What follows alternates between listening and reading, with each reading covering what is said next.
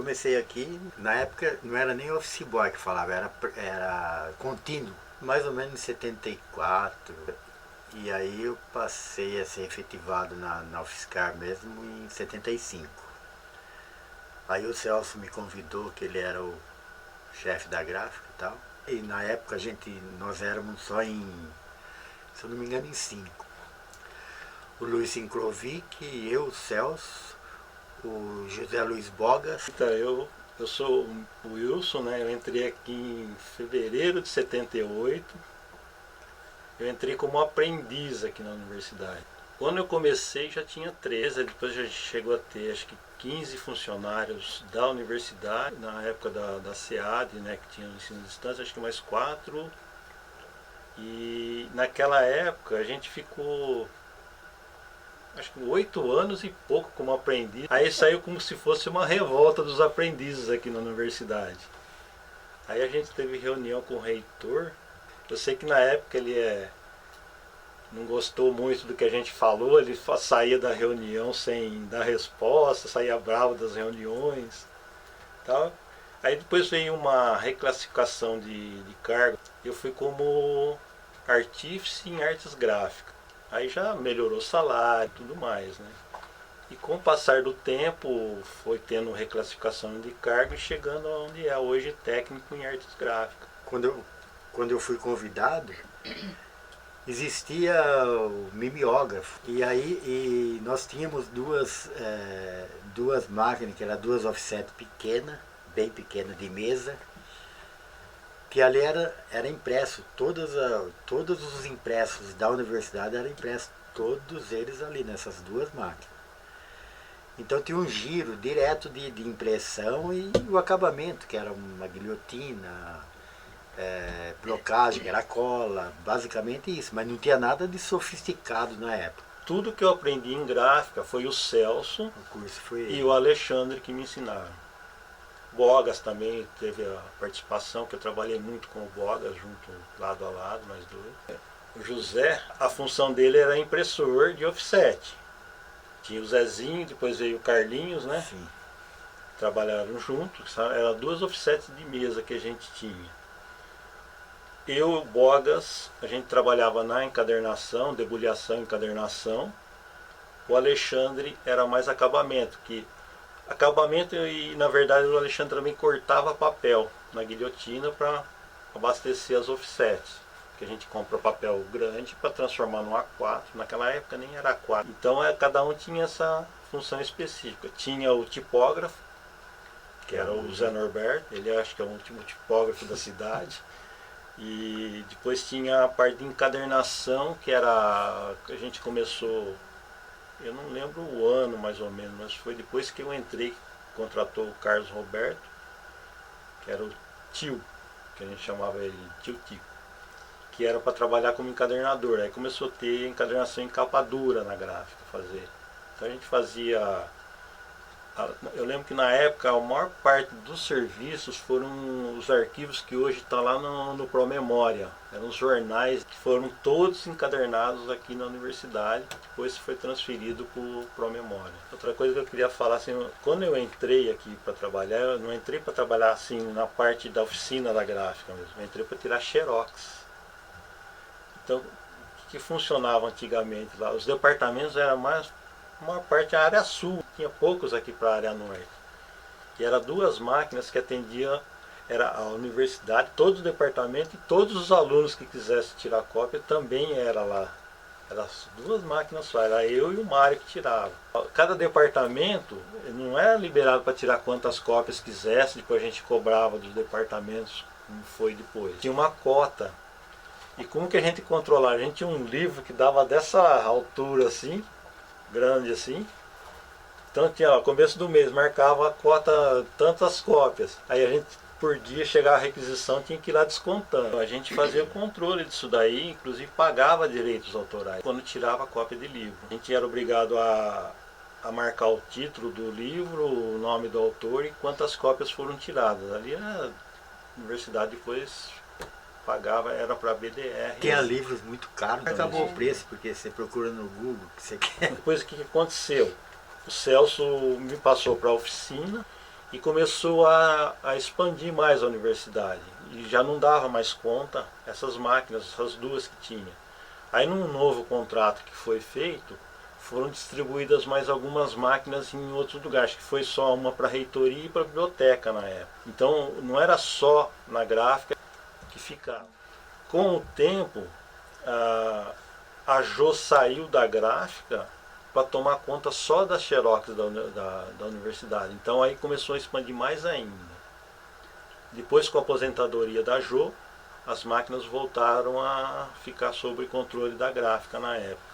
Aí a gente centralizou mais ainda, colocou mais em outros departamentos. Mas a primeira pessoa a tirar xerox aqui na Federal foi o Carlos Henrique Fracola, que ele era filho do Argeu, ele era irmão do Argeuzinho. E ele foi a primeira pessoa que tirava xerox lá na reitoria, onde é o primeiro prédio da reitoria, lá em cima e tal. Aí o Carlinhos foi transferido. E aí foi onde encampou todas as... Porque a primeira xerox que tinha era lá na reitoria. Nós fazíamos também essas provas de 2 folhas com grampo e tal, que os professores aplicavam na classe na hora. Nessa época aí. Quando o vestibular era da universidade, era no meio do ano o vestibular. A gente fechava a gráfica, dormia dentro da gráfica, comia, ficava o coordenador do vestibular junto. E a gente, enquanto não terminava as provas, não saía. Porque o que era? Eles tinham que trazer impresso pra gente, naquela época era datilografado, né? Aí existia uma máquina que era para fazer a matriz, que chamava uma matriz eletrostática, que era como se fosse um xerox. Só que a gente tinha que montar, ó, página tal vai cair com página tal, para a hora que fechar o caderninho sair na sequência. Então a gente tinha que montar aquilo ali, colocar na máquina, passar uma matriz, para imprimir na matriz, para depois rodar na offset. Era matriz de papel naquela época, que hoje nem existe mais também, é de alumínio hoje. Então era bem demorado mesmo para fazer. Concurso a gente chegou a fazer, mas já era mais na parte digital, aí já era mais para frente e tal. E naquela época não tinha assim concurso, era contratado via CLT. Então, naquela época eu mesmo fui CLT. Então precisava, procurava e achava, aí saía edital às vezes, não tinha assim um concurso. Depois de um certo tempo começou a sair concurso, fazer primeiro concurso interno, se não suprisse a vaga, aí fazia o concurso externo. Aí acabou também o interno, que foi proibido. Aí a gente passou a fazer prova de concurso também. Fechava também, mas só que aí não precisava ser mais, porque aí já era digital, as máquinas de xerox faziam mais rápidos, né? Então ficava de quinta, sexta, no máximo sábado, para aplicar no domingo a prova. Então a gente dava conta tranquilo. Quando eu era chefe da gráfica, eu recebi um documento de um deputado lá do Mato Grosso, pedindo se eu podia encaixar um funcionário da universidade de lá que queria vir para cá. Era o Marcos Bion de Arroios, acho que é. Ele veio, numa época que a gente tinha uma máquina de offset, que a gente encampou lá do Instituto do Álcool e Açúcar, lá quando o Collor fechou, a universidade encampou aqui lá, em Piracicaba, que deu um salto de qualidade, inclusive na nossa gráfica. E a gente não tinha quem trabalhava nessa máquina, e ele dizia que sabia. Então ficou interessante ele vir para cá. E ele realmente sabia trabalhar na máquina, tudo, né? A máquina era muito difícil de trabalhar. E foi nessa época que nós tivemos a maior demanda de serviço, que era a UAB. Os livros, né, da UAB. O UAB é o negócio de ensino à distância, que começou a ser referência nacional. A gente fazia, eu lembro que as apostilas que eram produzidas, as outras universidades pediam também essas apostilas, por isso que a demanda era muito grande. Essa história mesmo que vocês estavam contando que fechou, né, que foi na época do Collor. Bem nessa época aí, eu fui trabalhar em Araras, na eleição do sindicato. Aí o pessoal de Araras tinha ficado... Você vê que o Collor, falando um pouco de política agora, o que o Collor fez não foi poupar dinheiro para o governo. Ele, pelo contrário, ele jogou dinheiro fora, porque naquela época lá ele fechou, a gente estava trabalhando na eleição, porque foi um pessoal trabalhando na eleição, mas eles estavam afastados fazia 2 anos. Aí ele foi na televisão. Na verdade, o que ele fez, ao contrário, né? Mas deixou o pessoal 2 anos, remunerado e tudo mais e tal. Motor de carro novo, computador novo, tudo até na caixa. Tinha chegado antes do Collor tomar posse. Ficou lá, depois que roubaram tudo, fechou lá, botou um cadeadão lá e foi lá, travado pela lei federal número tal, não sei o que. Quando eu fui buscar equipamento, primeiro eu fui lá em Piracicaba para ver o equipamento que tinha lá, né, lá que estava fechado lá. O material que tinha lá de impressão pronta para ser lançado livros e revistas era enorme, tinha pilhas de material impresso. Se for ver, conseguir achar, né, lá que a gente tem um estoque de tese que está sendo digitalizado. Algumas datas lá, você vai ver umas datas bem antigas, né? Aquelas encadernadas com capa em cartolina, era a maior parte feita em offset antigamente. E para valer a pena fazer em offset, a gente tem que tirar no mínimo 50 cópias de cada um. Não valia a pena fazer, que nem depois passou a ser feita em digital, aí fazia a quantidade que o aluno queria. Mas naquela época não, o básico, o mínimo era 50 cópias. Tinha gente que chegava a pedir mais até. O que aconteceu? Todas essas teses e dissertações que a gente imprimiu, hoje está voltando para a gráfica para ficar de forma digital na biblioteca da universidade, né, no repositório. Claro que hoje é muito mais prático, né? Você não tem a mão de obra que você tinha, porque aquilo lá era uma mão de obra tremenda. Imagina hoje, você mandar umas cópias, né? Você vai lá, você digita e tal e manda as cópias. Imagina você passar um líquido nessas matrizes eletrostáticas que ele comentou, passar um líquido para pôr nos cilindros da máquina para ser impresso de uma tese. Você viu como que é uma tese, né? Tem tese que era dessa grossura. Então você imagina você passar líquido em cada matriz daquela para reproduzir, supondo 50 cópias, que alguém pediu 50 cópias daquela tese. Você fazer de uma em uma e hoje você pôr numa digitar e mandar para a Xerox fazer tudo de uma vez. A mão de obra era demais, assim. Porque a gente precisou se adaptar realmente, né? O tempo mudou, a gente teve que passar para o digital, porque começou a ficar limitado a contratação de funcionários. Então, numa gráfica convencional que era, vamos dizer assim, antigamente, você precisava um para fazer matriz, outro para imprimir, outro para juntar as folhas, porque é impresso uma a uma, separado, então tinha que fazer o caderno na sequência. Mesmo. Se saía alguma mal feita, porque é a máquina, né? E a gente tinha um negócio chamado debulhar. Tinha que olhar folha por folha para tirar as imperfeitas. Imagina se a gente não conferisse e saísse uma prova faltando uma folha no vestibular. Tudo isso. Aí eu não sei como reagiria na época, mas hoje em dia o cara consegue cancelar o vestibular inteiro. Hoje em dia a maior parte está digital, porque a gente faz tudo praticamente sob demanda hoje em dia, fazer em quantidade e ficar estocado. Então a parte digital hoje em dia facilitou nisso daí. Você precisou estar ali e faz na hora. Mas em grande quantidade é bom fazer nas tradicionais. Inclusive você falou da celeria que eles recebiam caminhão. A gente também recebia caminhão de papel. Fazia um planejamento, não sei, eu não lembro se era semestral, se era anual, e a gente tinha que descarregar também, chegava de carreta também de papel. A gráfica ficava abarrotada de papel até gastar tudo ali. E também sempre foi uma briga que a gente tinha equipamento para fazer livro e nunca foram feitos na gráfica. O máximo que a gente fazia na gráfica é aquela série apontamento, entendeu? A gente tem máquina de costura parada, máquina de colar, máquina de plastificar, que a gente adquiriu com verbas parlamentares na época, né? Justamente para suprir essa demanda da editora, mas nunca foram feitos nenhum livro da editora lá.